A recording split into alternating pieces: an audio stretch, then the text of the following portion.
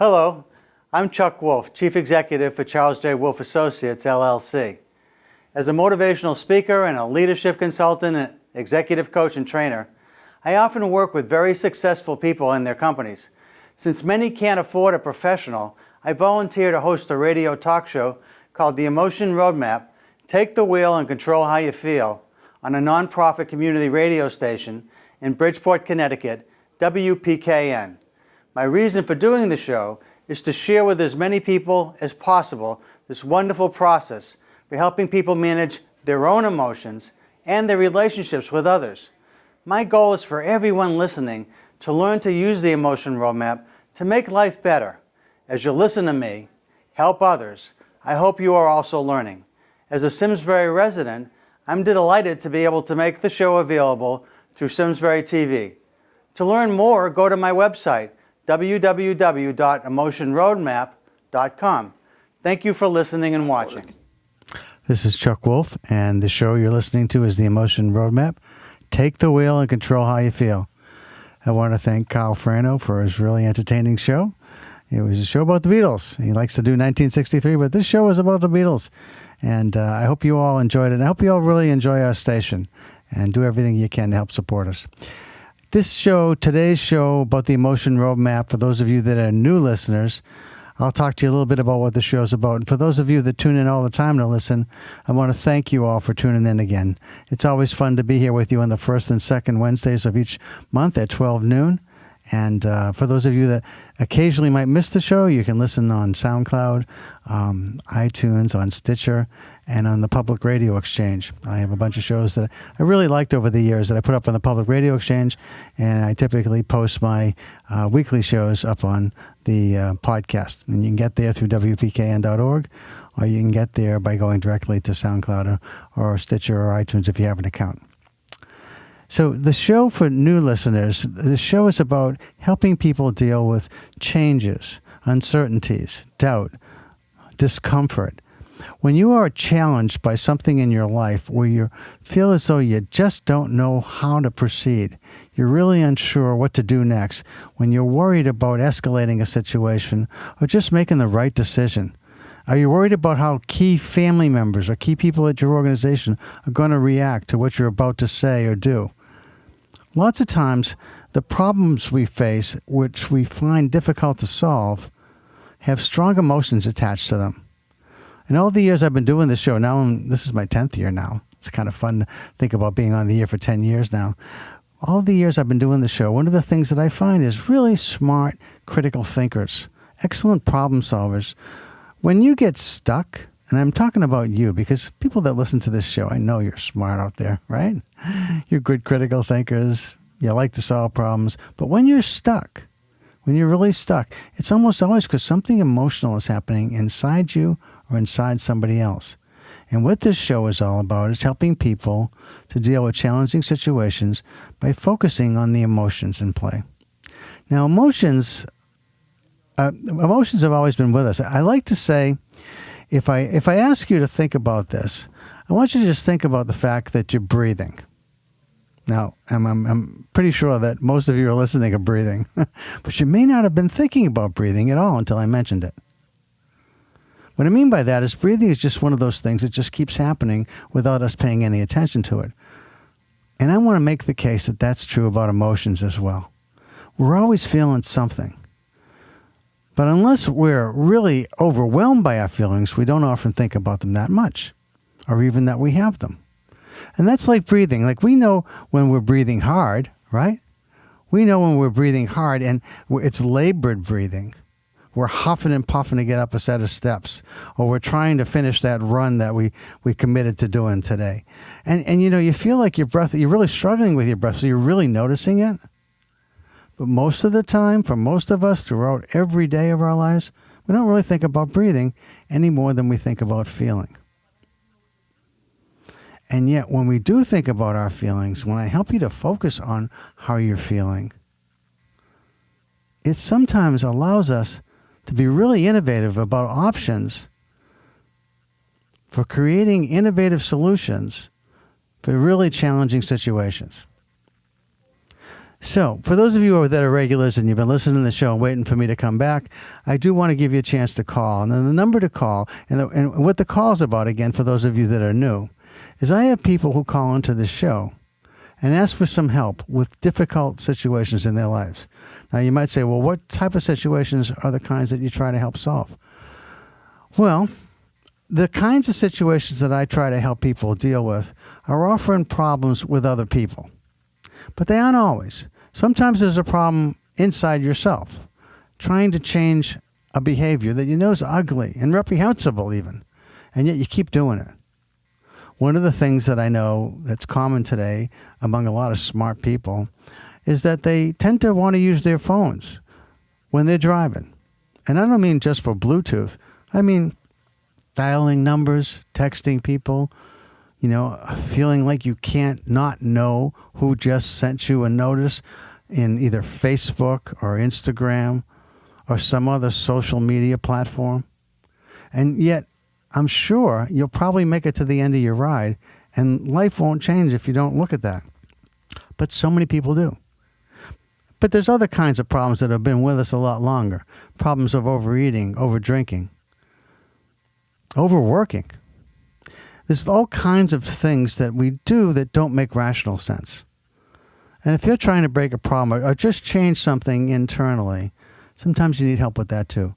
And so by helping you focus on the emotions that are in play, thinking a bit about how they got created, where they come from, and how to do something different with them. That's the idea of a roadmap. Let me give you an example. If you are feeling really anxious and you know you have to be confident for some special event that's happening in your life in the next few days, next few weeks, next month, or even today, and you're feeling really anxious, how do you get from that anxious feeling to one of confidence? How do you do that? So it's just like if I'm heading to Boston, and I live in Simsbury, and I want to get to Boston, I have several choices about which way I can drive, or whether I drive at all. I could drive into Hartford and take a bus. I could take the train. I could even take a plane, although that's mostly wouldn't make much sense. But still, that might be an option. All right. One time I had to get back from Long Island to Connecticut. I took a helicopter. So anyway, the point is, there's often many different ways that you can get from one place to another. And that's true about feelings too. We don't all approach how we might move from anxious to confidence in the same way. There's probably some similar things that we do, but there may be some unique things to you. So in part, what my expertise helps with is to help you understand how the science of emotion works. And that's helpful. And that's something we didn't know until about 25 or so years ago when we first started to hear from certain pioneers in the field of emotional intelligence that we have emotional abilities. And we don't all have the same capability regarding those abilities. And that when we understand more about how our abilities interact with our ability to get things done, when we understand that better, we also can learn a little bit about how emotions typically work for most of us most of the time, and that's helpful as a starting point. But you also want to consider what's unique about you. And so years ago, I used to be a therapist, one of the many things that I've done over my life. And, it's helpful, I think, to have that background in trying to help you understand how to do things different, how to change your feelings. What might be keeping you acting in a way that makes little rational sense and yet seems to continue sort of out of your control. Let me see if I can help you give your control back. That's one of the things that I try to help with. So you might want to call about something at work that's going on, something in your neighborhood, something in your family, where you're just not getting along the way you want to, or you've got a tough call to make around a decision that has to be made, or you're in conflict with someone on an ongoing basis and you're trying to figure out how to deal with that, or somebody's doing something that's irritating to you. Anyway, there's a lot of things that could be reasons that you might call that have something to do with emotions that I can help with. The idea of an emotion roadmap is to help you move from an emotion that isn't particularly helpful to one that is. In fact, one that's ideal. And I help you figure that out. So let me give you the number to call if you're interested in speaking with me today. The number is 203-336-9756. 203-336-9756. I'll give you a moment to call in case you're interested in calling. The number again is 203-336-9756.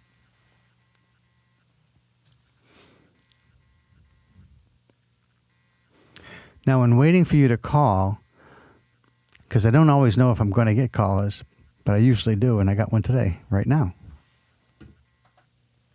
Hi, this is Chuck. You're on the air. Who am I talking to, please?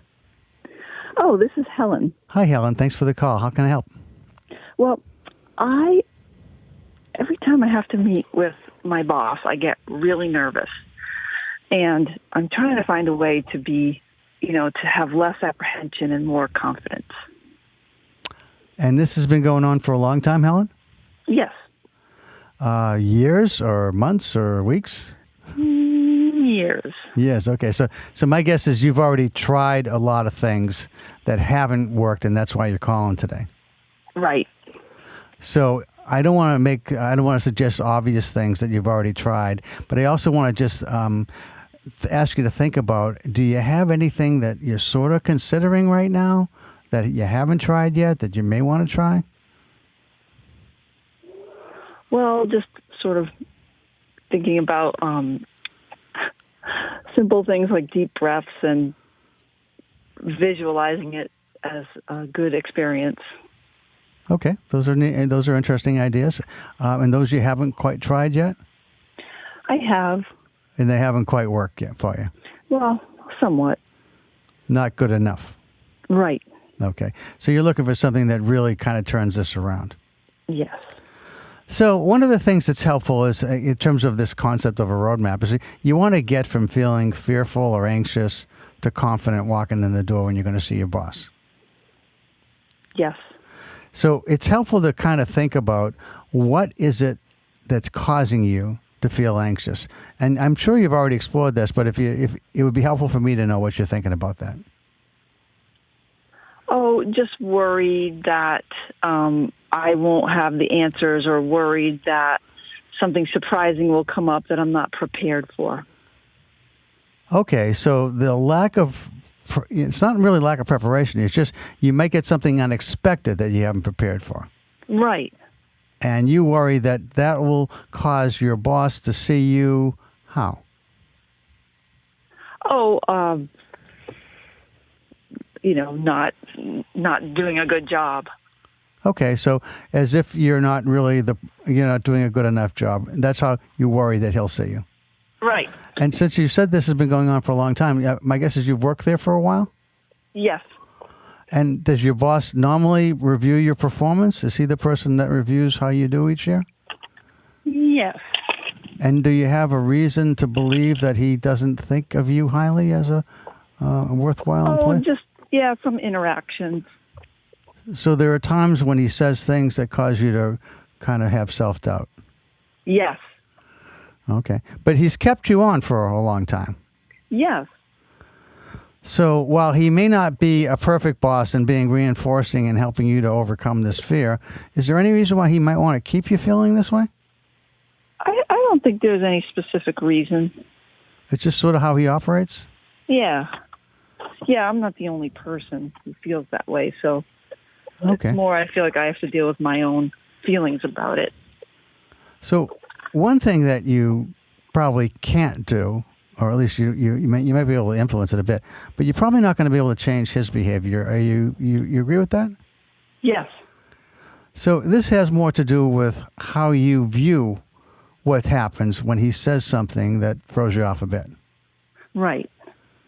And you've gone through in the past where you've sometimes been able to manage it better than others because you've done some deep breathing before you've gone in. You've kind of done a little bit of self-talk that was reinforcing for yourself before you. So you kind of steeled yourself. And then if something comes up, it's not quite as painful, but this still isn't working the way you want. Correct. Okay.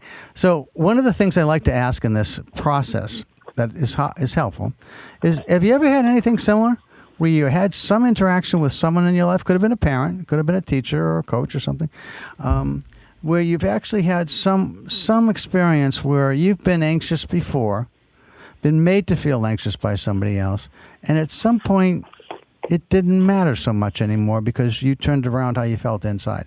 Has that ever happened for you in any other situation? Probably. I can't think of any instance off the top of my head. Let me give you a minute to think about it. The reason I ask is because if you had something, there may be a way to draw from that in terms of doing something going forward. And if there isn't, that's fine. We can talk about other things. But let me give you a minute just to think about, is there ever been a time when you felt anxious in a relationship and it got confident somehow?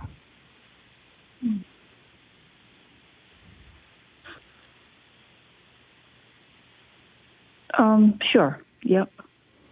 So in that past experience, is there anything? Now, I realize it was, it often doesn't make sense when I ask people to think about this, but it wasn't the same circumstance. It was a different person. All kinds of things were different about it, but the feelings were the same. Is that right? Yeah.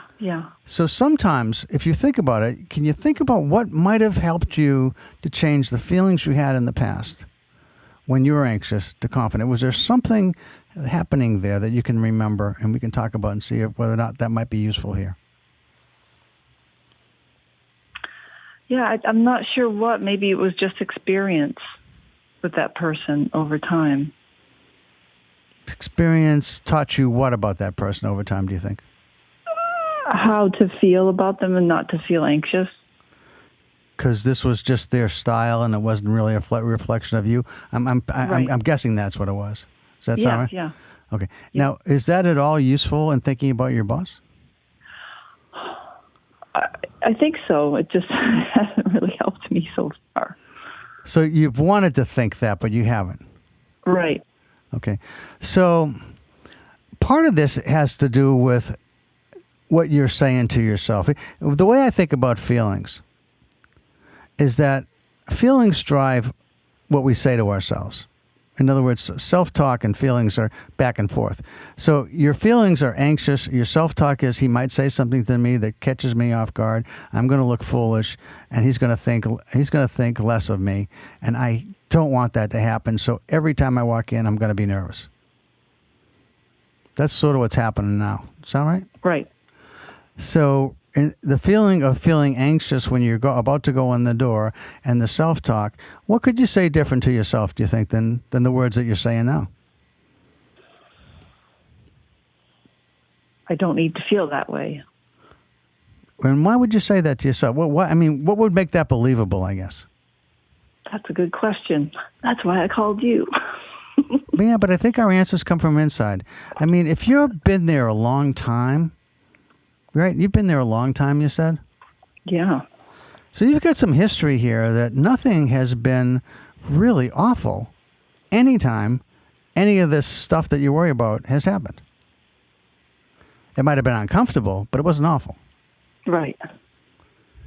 So one of the things that might feel real to you is reminding yourself that what's the worst case here? That he says something that makes me feel uncomfortable for a minute? I'll get over it. That's good. I like that. Well, it's your own history. It's just a different way of framing it. Right. It's really important that I don't just come up with something that would work for me, but that's why it's really important to understand who you are. So just in trying to understand what's happened for you in the past, some of the things that you're doing are already sort of the foundation for what could work, but you don't have enough belief yet that it will work. And all that's missing is this piece that says, what's the worst case basis here? I mean, I've been here for years. This just keeps happening.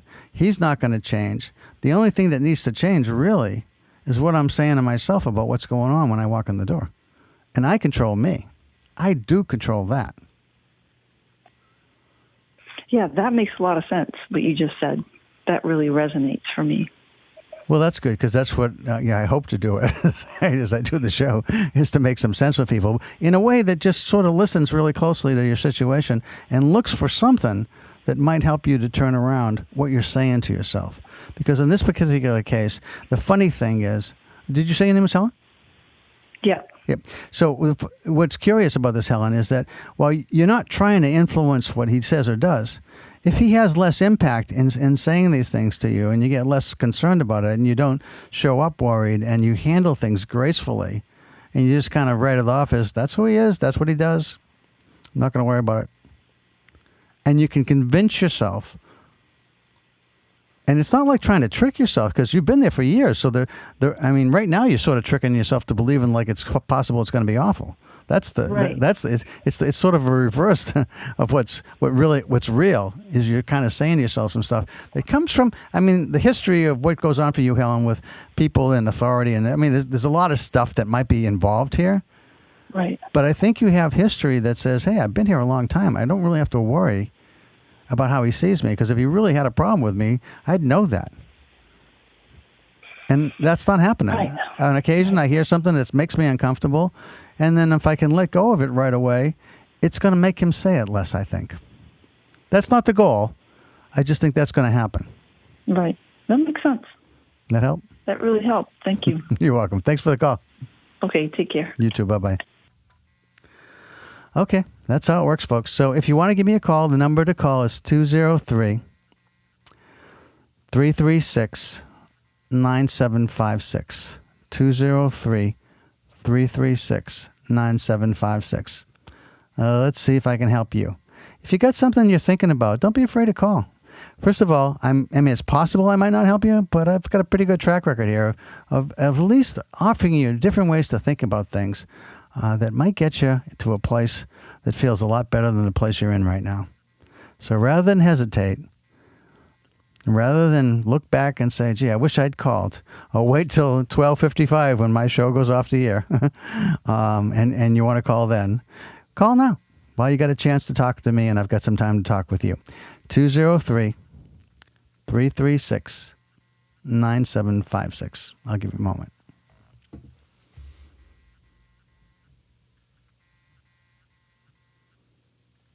Two 336-9756.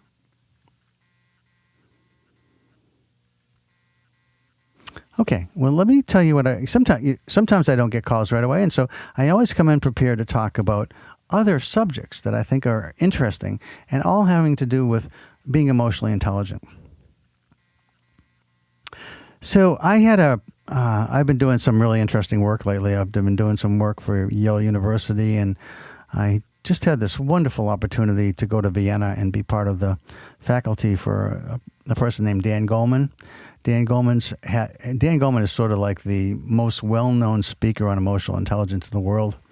And he has started in the last year and a half a coaching certification program that revolves around understanding how emotional intelligence works.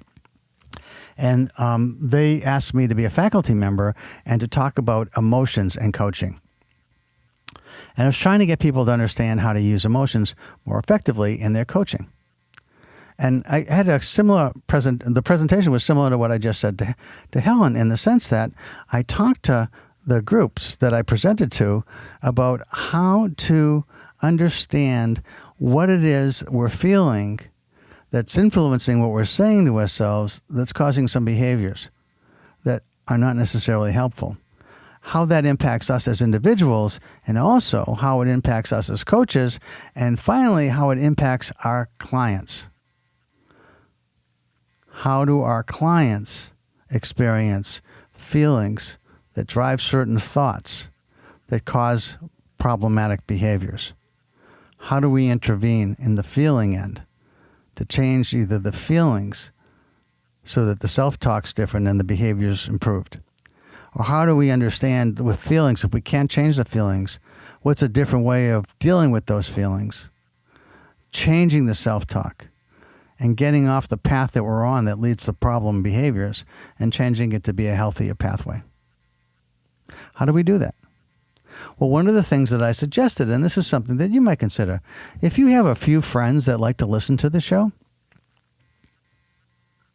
if you have people you know that really struggle a lot with challenging situations in their lives, particularly when they involve strong emotions, one of the things you might do is to go to the Public Radio Exchange, prx.org. It's actually now Exchange, EXCHANGE, prx.org. but I think you can just type in Public Radio Exchange and get there. And look up Emotion Roadmap and share some of the shows that I've had. The excerpts from shows, because they're not all 50 minutes. Some of them are like 30 minutes or 20 minutes. Certain things I just think are really worth putting up that I thought came out really well and really are informative and educational and even inspirational at times. And have like a book club with a group of people that you decide which show you're going to listen to, just like you'd read a book. Which book are we going to read this month? Only which podcast are we going to listen to? And then come together to talk about it.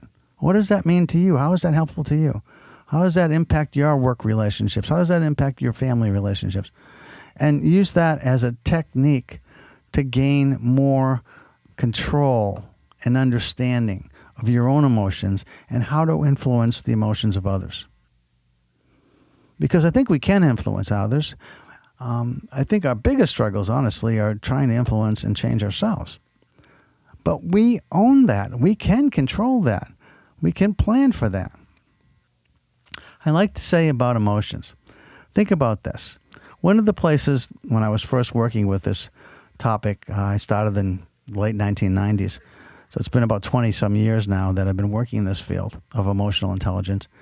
And one of the things I ask myself is, where are there typical emotional circumstances where emotions are always in play and sometimes problematic or often problematic? And that's around the performance review, right? Now, this is the time of the year for that, right? People have performance reviews coming up. Some of you that are leaders and bosses and managers, you've got those coming for other people, but you're also going to have your own done. And anybody that's at work usually has some kind of annual review. May not be written, but if you're in a big company, typically they're written. And there's often some emotional stuff happening around that, right? So I have an exercise that I do. I talk about a person who is a manager and an employee. The employee is somebody who's been with you for a year now. You're the manager, and they're actually a really good employee, but they've been negligent about communicating to their peer group, to the people on their team, some information that would be useful to the other team members. Now, they don't need to communicate that for them to get their job done, but the other team members need that information from them so that they can be successful. So you've talked to this person about it, and it's gotten better from time to time, but it slips some. And so it's still a work in progress. But overall, you're really happy with this person. And yet you still have to work on this topic that you know is going to be a little bit problematic or a little bit uncomfortable and may cause some defensiveness. And the person may feel as though you're really upset with them if you don't handle it and say it in the right way. And what you really want to communicate is, look, you're doing great. I'm really happy I hired you. And I also want you to understand, though, that we all have things that we need to continue to work on. And this is one I'd like to really see improve this year. I know we've talked about it some, and it's gotten better from time to time, but I want this to be consistent. Let's see if we can work on some way to have you communicate more effectively and responsibly with your team, even when it's not important to you to get your particular aspect of our department's jobs done, but it is important to them. And our overall department success is all of our success. So I need you to be more responsive and accountable for that. And so let's figure that out. So that's what you want to say.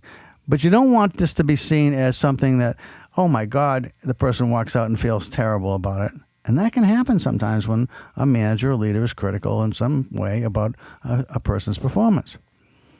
So I ask people to think about the conversation they're having with the person in 3 different movements, like music. In the sense that there's an opening, which I believe is setting the tone. Then there's sort of the middle, which is where the difficult, challenging conversation happens about the behavior that needs further correction. And then the third part is this idea that you want to have a plan for how you want the person to feel at the close, when you're leaving. How do you want to feel? How do you want them to feel, him or her? In the beginning, when you set the tone, what feelings do you want in the beginning, and how do you create that for yourself and for him or her? In the middle, when the conversation turns to the problematic behavior that you're trying to correct, What feelings are important then? How are they different than the beginning feelings? What feelings are important for you and for the other person? And then at the end, when you're walking out the door, when the person's walking out the door, or you both are if you're in a neutral site, how do you want to be feeling and how do you want the person to be feeling? That's really important to think about because the feelings aren't all the same. And what I ask people when I explain this process to them, I said, think about this. If you did this for every performance review that you had, and even for your own, by the way, when you go in, you can be on the other end of it and be the person being reviewed and ask yourself, how do I help to set the tone with my boss? How do I want him or her to feel, and how do I want to feel as the person being reviewed? And if I know there's some things he or she is going to talk to me about that may need some change in my behavior, how do I not get overly defensive? How do I understand and respond effectively when that message is being communicated, especially when I don't necessarily agree? And how do I want to end? How do I want to leave? And so I give people a set of emotions to choose from and ask them, to what degree would you want to feel open, tense, appreciative, and so forth? I give a list of emotions, and you rank them for the beginning, the middle, and the end. And then I ask people to talk in a group to try and understand what they picked and whether it's the same as what other people picked, and often it isn't. And it really generates a fascinating conversation about how people approach these kinds of situations, which have strong emotions almost all the time. And when I ask them at the end of the exercise is, how can any of you feel that you wouldn't be better, far better even, if you spend a little bit of time emotionally planning what you want to have happen in the beginning, the middle, and the end, as opposed to just going in and hoping for the best? And everybody kind of looks around and says, geez, I don't know why I didn't think of this before, but it makes great sense. Right? So at the beginning, usually for me, unless it's a very unique circumstance, I want the tone to be one of support and openness, honesty and authenticity. I want those kinds of feelings to come across. I want to be open, honest, appreciative, supportive, all those things to some degree. Appreciative, really not so much in the beginning, a little bit of it. In the middle, the key thing in the middle is that I want to still be open. I still want to be honest, but I also want to be highly focused. I want to really feel focused. I want to see what I'm saying, is it being received in the way that I want it to be received from the person on the other side, whether I'm the employee or I'm the leader in this particular setting. I want to see how what I am saying is being received. Is it being heard in the way that I was hoping it would be heard? Is someone really hearing it openly and understanding it, respecting it, and responding effectively? And if they're not, what do I need to do to change, right? But I want to pay it, so I need to be not just open and honest, I need to also be highly focused, even a little tense. I don't want to miss signals that are important about the discussion maybe going off the rails. And by the time we're done, I want to feel open and honest so that we can come back and talk about this again. It wasn't like, oh my God, we got through this. But we can talk about performance and we can talk about feedback and we can do that. It's just part of our journey together in trying to do the best we can for our group. And at the very end, I'm hoping that the people walking out the door, I feel, the other person feels respectful of one another and appreciative of what just happened. Supported and loyal even. So those are the ways I think about emotions that most people don't. I try to be really innovative about it. And so I don't know if you've got performance reviews coming up, but it might be helpful for you to think about how you might go through the exercise of performance planning, emotionally planning what you want to have happen. Okay, I'll give you a chance to call again if you've got something on your mind or you want to just respond to what I just said. If you found that thoughtful and you want to comment on it. 203-336-9756. 203 888-336-9756.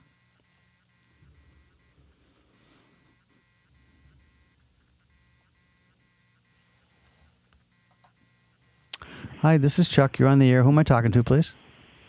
Hi, Chuck. This is Maurice. How are you? Good, Maurice. Thanks for the phone call. Thanks for taking my call. Long-time listener, first-time caller. I'm struggling with actually projecting the way I want people to feel, primarily because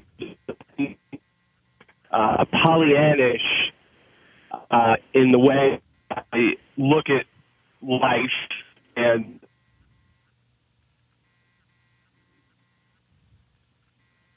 I might have lost you, Maurice. Are you still there? And so I was wondering, what are Oh, some of the... Maurice, Yeah, Maurice, you cut out, so I didn't really hear that. I don't know if you're... okay. I tend to be Pollyannish when I think of other people, and how, regarding what you just said about projecting out the way you want, how you want them to feel. Uh-huh. Are there any tools like that you would recommend to be able to activate that? So the question is, in particular, let's say with me, the mother of my children has a lot of anger towards me for various reasons, whether it's misplaced or not, I'm not quite sure.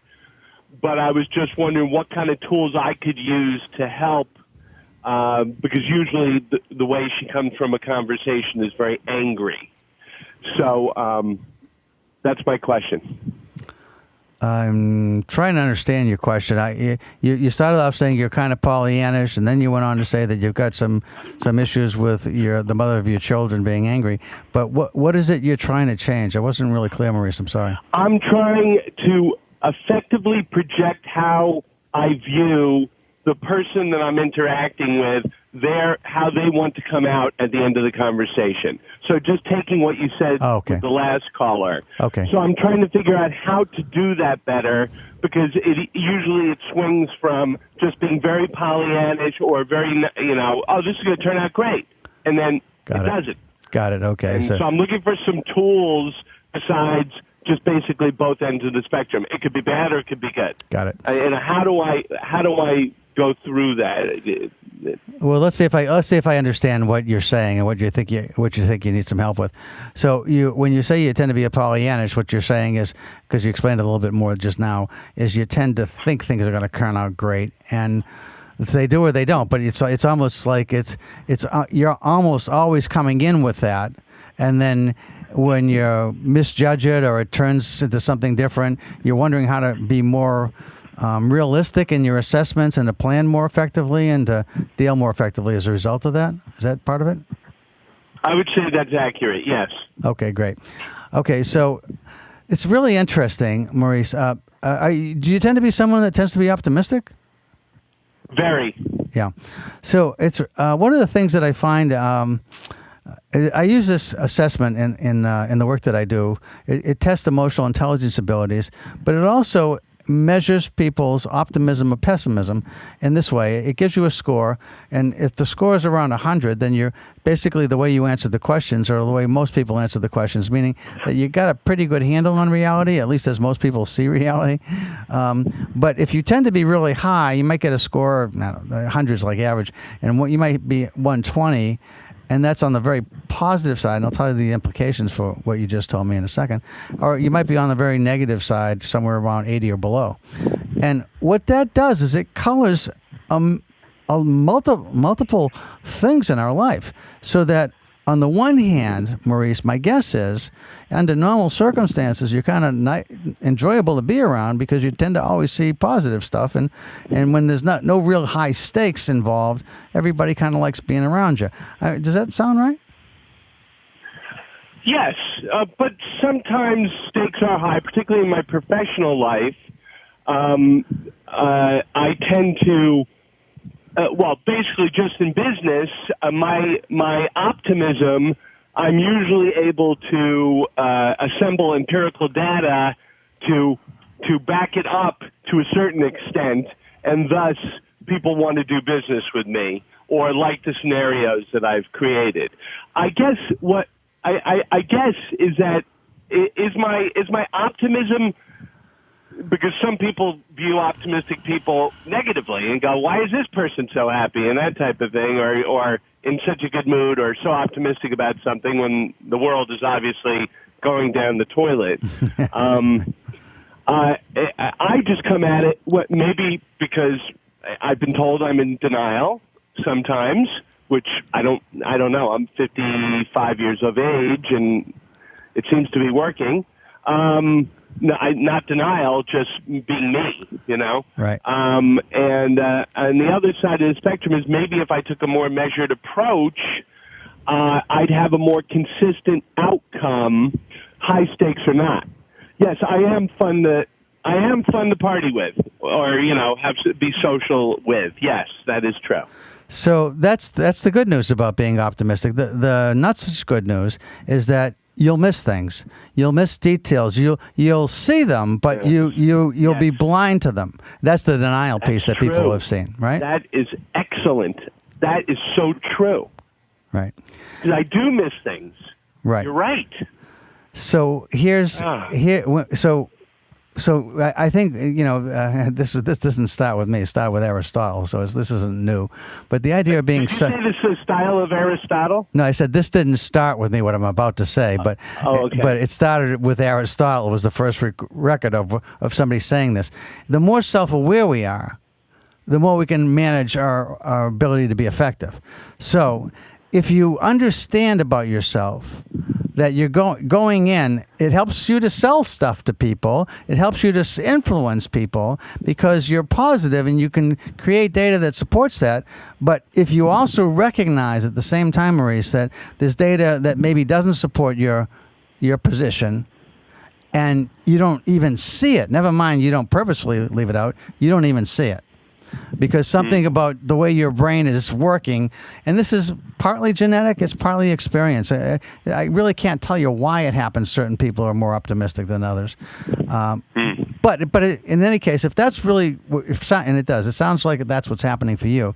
The thing that you want to be aware of is that going into situations, particularly, let's just talk about, you mentioned your wife for a moment, because if she's got a lot of anger with you around your kids, that's an important area, at least for me. Family is like at the top of the list. But it also is going to be true in business as well in certain instances where you may need like a reminder for a while, like to go off when if you have a smartphone? Yes. Okay, just like a reminder, like 3 times a day, you know, at 10:30, 2:30, and 7:30, is just thinking about your day. Is there any place where I might have missed something because I'm being too optimistic here? And just keep asking yourself that question for a couple of weeks to just get a handle on where and when is this showing up for me that's causing problems. Because I think you're smart enough to just listening to you, when you know that's going on, then you want to look for the data that doesn't support this is going to turn out great. And then once you start understanding how your mind is playing tricks on you, your mind will not be so effective in doing that if you don't want it to be. Now, sometimes people don't feel there's enough pressure to change, and you kind of like the way you are. You've been successful up to this point. You've been doing it for 50 plus years. So this may not work for you because you may not really want to change.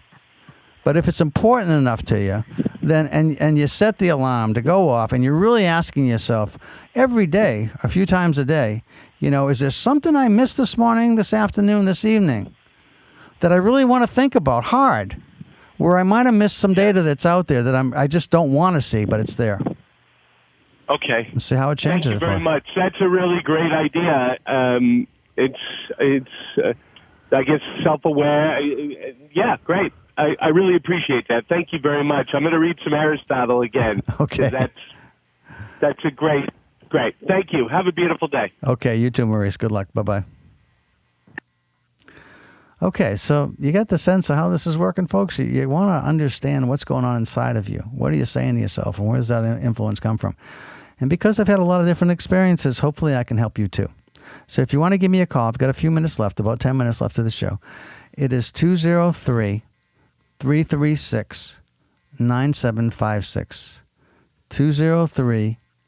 336-9756. I'll give you a moment.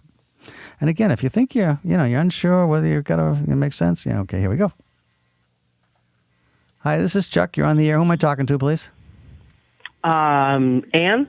Okay, Ann. How you doing? How can I help you today? I'm fine. I have a manager who is always negative. And it's getting to the point where it's upsetting me at my job. And I'm in customer service, and he tells the customers things in a negative manner. And I want to know how to approach this. Do I approach him directly? Here's a couple of thoughts, but let me first just ask you, because this is happening for a while, Ann, have you already tried some things that didn't work? Or are you thinking about doing some things? Yes, I've ignored it. You've ignored it, okay. And so, I've what do you? ignored it, and I've worked past it. What do you? As myself. What do you think might work here? Do you have any thoughts about that? Because you've been thinking about it for a while. I really don't, because I think if I bring it up to him, he will take it poorly. Right. Right. And so definitely feels like criticism, and he'll, most of us. Yes, exactly. And his, right. So, he does nothing wrong. Everything is done to him. Oh, so he doesn't take. He's not accountable either. Nah. He just blames. He wants to blame other people. Yes. Do you think he's ever thought about the fact that when he's negative with customers and with you, that has a negative impact on what he's actually hoping to accomplish? Do you think he ever thinks like that? Certainly, I do not think so. Okay. Have you ever had any success in telling someone about a behavior that you thought was a problem, and they turned it around, and you were successful in telling them about it, and it actually worked out well? Not really, no. Okay. So there's no history here I'm to a build. mother, and I've done that, but not in a professional situation, and I am a subordinate. No, I understand. So and I'm older than this person. Right. So all kinds of reasons why he might feel critical. Criticized and also exactly take some retribution out on you. Are others feeling this too, by the way, who you work with? He had gotten those people on his side, like, oh, yeah. Meaning nothing gets done right here. So your peer group, so I'm the outside. I'm the outcast. Okay, so this is not about like a whole bunch of people feel the same way you do about this. Oh no, just you. Pretty much. Well, I'm going to tell you two things. Okay. One is something that might be useful to him that you might want to consider. But I'm going to tell you that unless you really feel confident about this, I wouldn't do this. But I'm going to tell you this is something that might help him. I think it's important to just understand the difference. Anyway, so if you want to go back to, I don't know if you have access to SoundCloud or iTunes or any of these things, but I have well, you can go to PRX Exchange actually. Right. I heard you mention that earlier. So there's a conversation with a fellow named Richard Boyatzis about helping people change. Richard is he's a genius and a fun guy, and but let me just tell you what it says essentially. And you can either listen to the podcast, you can buy his book, but I don't think again that it's necessarily something you want to try for the first time with somebody you work for. But here's how it works. I just want to explain it because there's a lot of people listening that might benefit from this as well.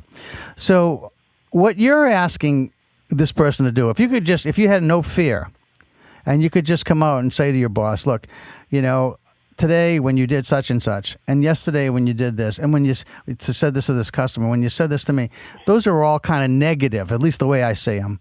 And the result is a negative impact and poorer performance on my part as well as with customers. And so I'm pretty sure you don't want that to have happen. So I wonder if you wouldn't mind just turning that around and thinking before you talk.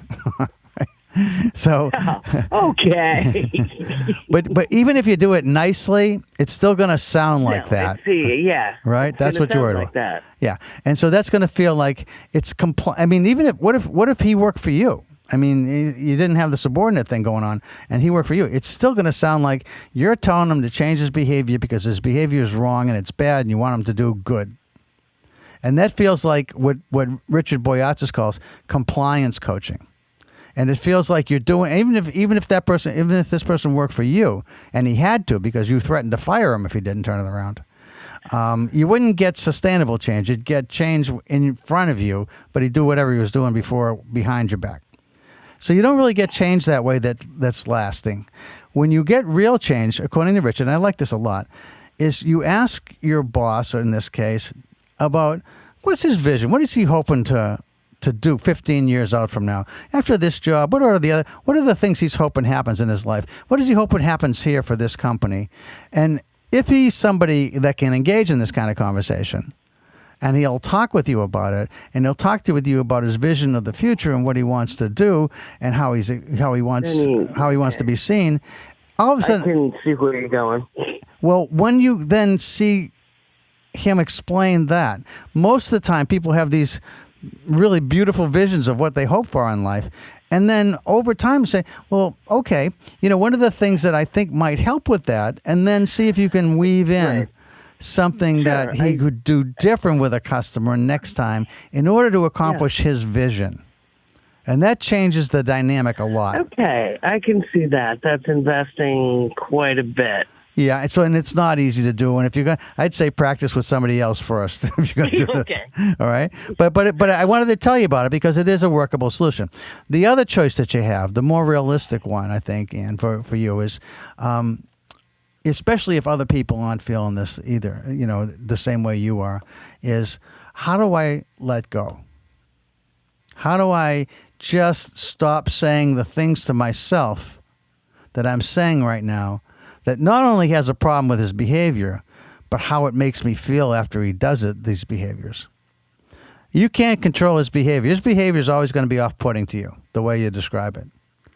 But what you can change is how long you hold on to that and how it makes you feel. Yeah, well, an hour out of work, I'm still a little miffed, but when I go back in the morning, I'm all okay. I'm ready to take it again. So maybe you get to that point faster by changing what you say to yourself when this stuff shows up. It's like... like what? Like when he says something... that's professional. I mean, then you get sarcastic and... No, not out loud, just in your own head. No, not out loud. I was talking to myself. Yeah. So, I mean, are you kidding? Are you really going there again? Well, I guess that's where you go. That's what you do. That's who you are. Okay, yes. Got it. And my mouth is shut. And okay, and that's where I work today. And unless I change where I'm working, I'm going to be here, and that's what's going to happen. But I'm not going to let it bother me the same way anymore. I don't want to give that much power to him. Get mad at yourself for giving away that power to him. Yeah, I know. I did it the other day. And I felt awful. But if you turn this around and just say, look, I'm taking control over how I feel anyway. I might not like this, but I'm not going to allow myself to dwell on it. Okay.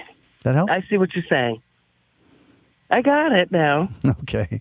Hope that works for you. And I'm wondering if just suggesting him not to speak negatively in front of me. Again, it's compliance. You're being bad. I know. You're being bad. Yeah. No, I'm just saying. I know all this, and I don't need to keep being reminded. Well, let me tell you one thing. I'll just leave with this because I got to close my show. Okay. So, I gotcha. All right. Well, let me close with this. This was a comedian, Craig Ferguson, Scottish comedian, funny guy. He said that some things he's learned in life to help him manage his emotions. He said, I asked myself 3 questions. Does this really need to be said? Does it really need to be said by me? And does it really need to be said by me now? And when he answers all those questions, he said it took him... The answer's no. He answered, yeah. He said it took him 3 marriages to learn that, so... Well, I do that every day, and I will continue. All right. Good luck, Ann. I got to go. Thank you very much for your advice. You bet. Have a great day. Right. Bye-bye. Bye. Okay, folks, thanks very much. You've been listening to Chuck Wolf, The Emotion Roadmap. Take the wheel and control how you feel. Next week, I have on an author who's going to be talking about her book about children and their feelings. I think you'll enjoy it. Okay, everybody. Bye-bye.